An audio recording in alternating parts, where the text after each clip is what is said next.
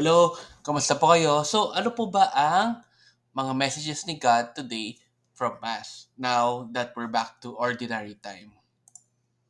Number one, when a person has integrity, he or she can teach with authority. Yan, napakagandang message po yan.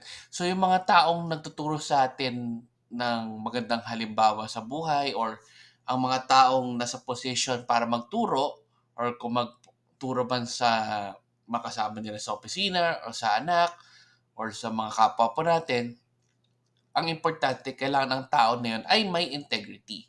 Kasi kung wala pong integrity yung tao na yun, she cannot teach with authority. So, yun ang isang mga messages na sinasabi ng Diyos to us for today.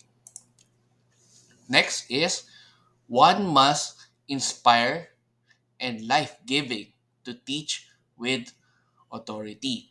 So, ang taong dapat na natuturo ng kabutihan or kung ano man mga aral na tungkol sa buhay or sa mga binibigay ng Diyos, kailangan ay maka-inspire siya ng ibang tao and life-giving po siyang tao at hindi po siya selfish. Next, as followers of Christ, we must expel the evil of this world with good. So, I'm sure ang daming evils ngayon na nangyayari sa mundo po natin. Hindi lang po yung mga materialism, meron mga tao hindi gumagawa ng kabutihan sa kapwa po nila.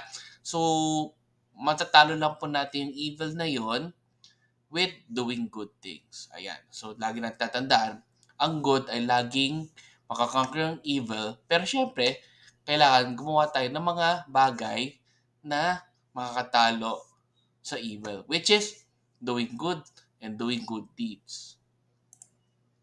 And number 4, which is a reflection for all of us, what are the things I can do to improve my prayer life?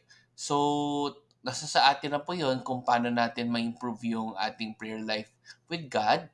Ang isang maganda sanang example na pwede kong share sa inyo is to set time in a day to pray and to spend time with Him.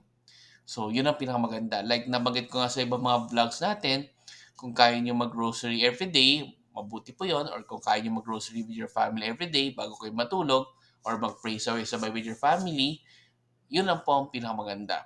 Tsaka kung marami kayong free time, maganda rin kung may time kayo makapag-online mass or makapag-set ng isang novena or kung meron kayong kasandong novena, ituloy nyo lang po yun. Okay, so ito po ang mga things na mensaheng na tutunan ko for today. Let's end again with a prayer. In the name of the Father, and of the Son, and of the Spirit. Amen.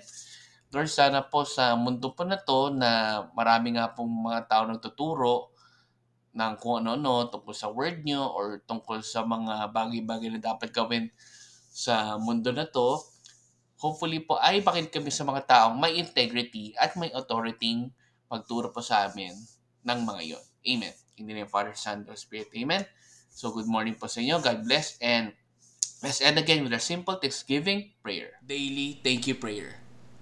Lord, thank you very much for all the blessings that you are giving us every day. Thank you for our food, safety, security, guidance, and all your blessings.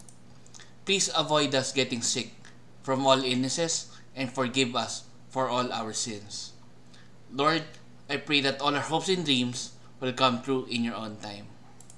Again, Lord, thank you for all the blessings that you have given us. Amen.